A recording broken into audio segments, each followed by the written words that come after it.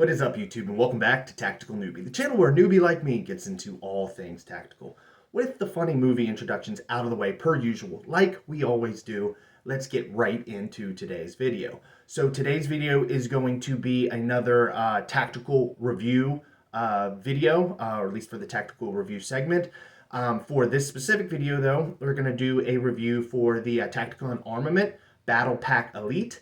I touched on it a little bit with the Tacticon Armament Battle Vest Elite when I did the low budget loadout for that video, but I haven't really done an in-depth kind of review of the pack itself, kind of independent from the plate carrier.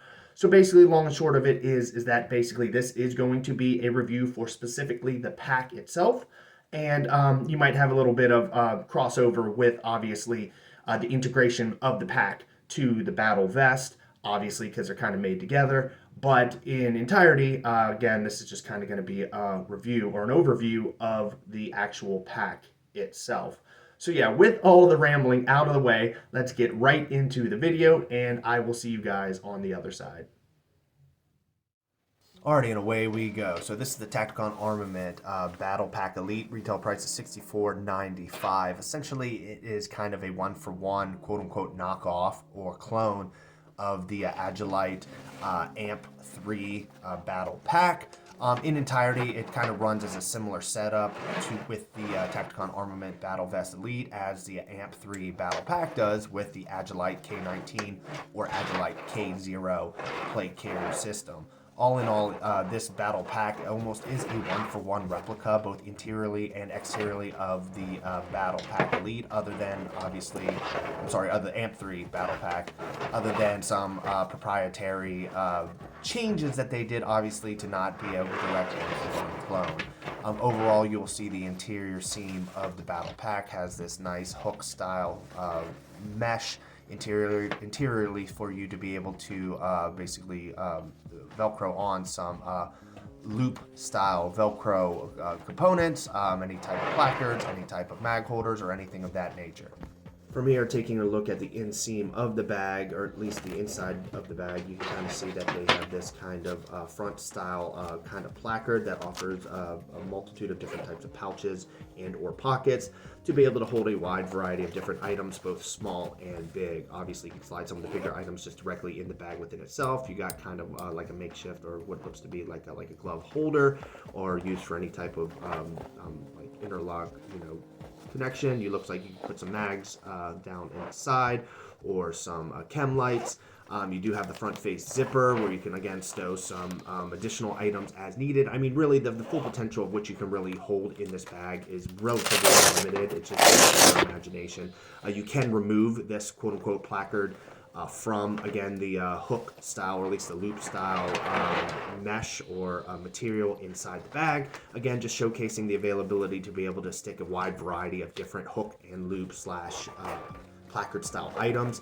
The interior does appear to be more of the loop style, so you want to make sure that whatever placards you are sticking on the inseam of the bag, you want to make sure that they are of the hook variety, so that way they can hook onto the loop style and be able to stick on the inseam. But like I said, the full potential of what you can run in this bag is pretty much unlimited. From here, you're looking at the front face of the bag. You do have a pocket up at the top, again, to stow some more items.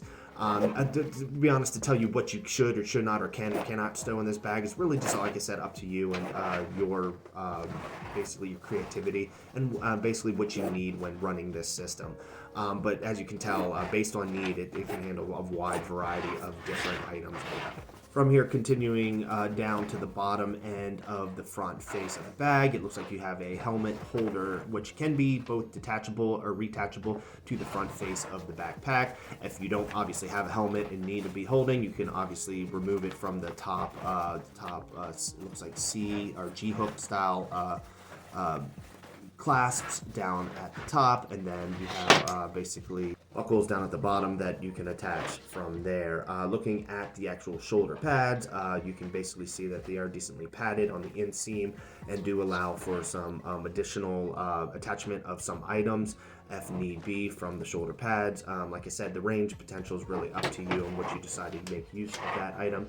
The actual back face of the bag, now that you have a hook and loop, basically front face, that allows you to basically replace the Tacticon Armament flat face with a kind of a molly type face attachable system where you can actually molly the bag onto the back of a plate carrier, whether it be the Battle Vest Elite or any other plate carrier, to add for some like secondary like reinforcement. Keep in mind it is Velcro to the back of the bag, so eventually if the Velcro is not holding tight, the molly is really useless, but the molly within itself does at least have like a decent secondary hold to the plate carrier to allocate for additional weight depending on what you carry. You have some buckles on the side and down at the bottom, which I explained that before, but basically that's kind of a feature for the mounting options onto the plate carrier, which we'll kind of go over in a little bit. I never married. Fruitcake? No, just never met the right woman. Alrighty, from here you're just kind of getting a little bit of a fit check of the pack within itself. This is just in its standard backpack mode, obviously not attached to a plate carrier, because if it was attached to a plate carrier, I'd be wearing a plate carrier. But all in all, you can kind of see how it sits on my frame. I'm about 6'2", 245 pounds. So the bag within itself is actually quite big. Shockingly enough, like I said, just based on my frame, it's about the size of like a big, decent-sized school backpack. I guess that would be the best way to put it, or like a medium-sized rucksack or ruck backpack, however you may call it. Just again showcasing the features inside the bag, so that way you can kind of get yet another kind of up close and personal look at all the features that the bag tends to offer on the inseam. Keep in mind, all of this stuff does come with the bag itself. These are not add-ons by any means. One of the things that I did notice with the AMP3 pack through Agilite is that some of the items that you get for outside of the bag itself, like that inseam kind of separator or that placard for the inside of the bag, it actually comes sold separately. It's an additional item that you have to add to the pack for an extra price. You don't get it right off the market price for the backpack within itself. You actually got to add it down the line. So that would be something to kind of take into consideration down the line if I ever do a tactical comparison video, which very likely will down the line, showcasing price point differences between these two packs. You're going to notice right off the bat that you do just get more for your buck with the Tacticon Armament than you would for the Agilite AMP3 Battle Pack. Now, that's not a knock against Agilite. Obviously, their products are very good. It's just obviously sometimes you can kind of smell an upgrade, looming, so to speak. You can tell that they're basically, this upgrade feature is just to obviously mark up the price even further and make more money off of the system in entirety. But all in all, again, just showing a fit check of the bag. With all the rambling aside, a lot of the stuff I did go over initially on the first part of the video. This is just kind of giving a more immersive look of it from a more of a fit check style angle. Again, another aspect of me kind of trying on the bag from multiple different views, and then 360-degree look at the bag from multiple different views. All in all, the comfort of the bag, though, is very comfortable. Obviously, there's nothing in the bag to actually weigh it down, so I would be interested to see how the bag feels when it's really got some quite a bit of stuff in the bag. But all in all, like I said, the shoulder pads are very comfortable, the padding's very comfortable, and I have no issues taking on or putting on and taking off the bag down the line. All in all, like I said, Tacticon really knows kind of what they want to offer for their bag system. Obviously, like, it is kind of a knockoff of the AMP3, but all in all, I mean, beggars can't be choosers. If you can get an AMP3 style backpack for not the AMP3 price, by all means, go for it.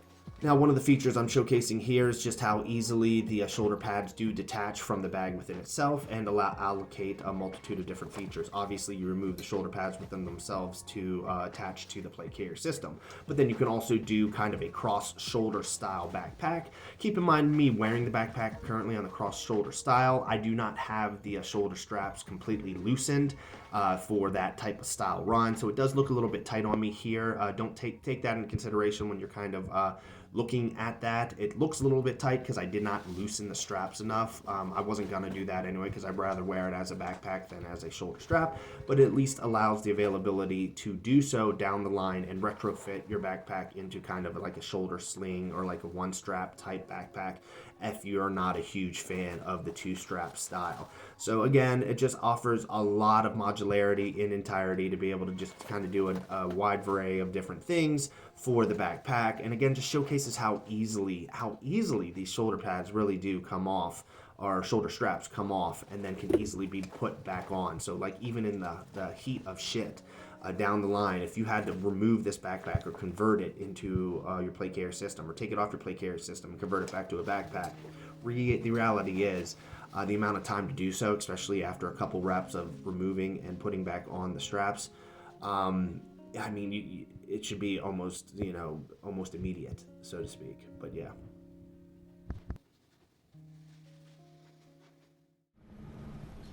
Who is this guy? Les, that's Four Leaf. Sergeant Four Leaf Tayback. I wrote the book. Oh. You're a great American. This nation owes you a huge debt. Now shut the fuck up and let me do my job!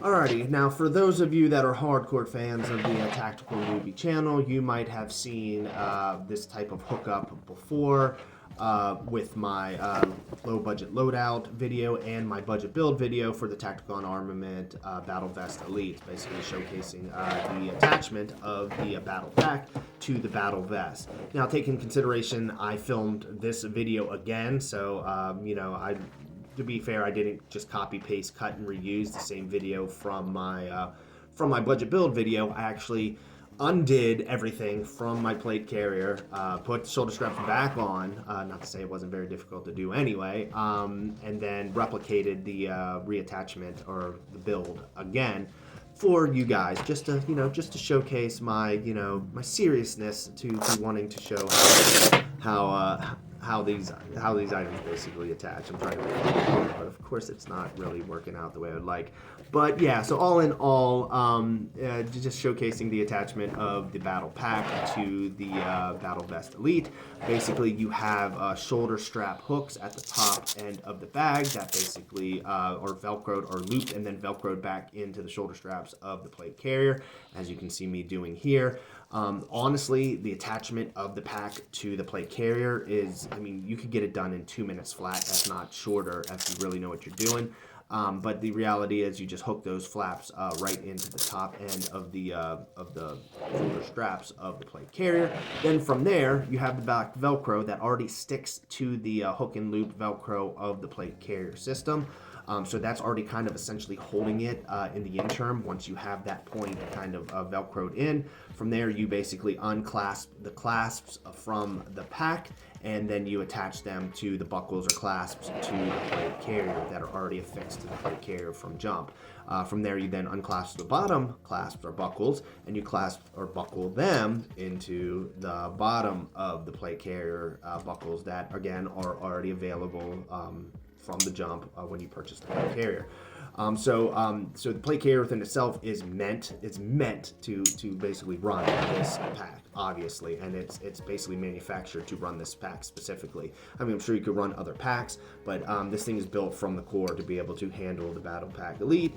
So by all means, if you're going to get any type of tactical backpack that you want to attach to your battle vest, it might as well be the Battle Pack Elite. There's no reason why I could see you going any other pack unless you wanted something a little bit smaller and you were looking for like a flat pack by like Haley or something like that, Haley Strategic or whatever. But all in all, attachment, like I said, even me going fairly slow to try to be a little bit more explicit, still was able to get the attachment points and go back attached to the plate carrier in about 2 minutes flat.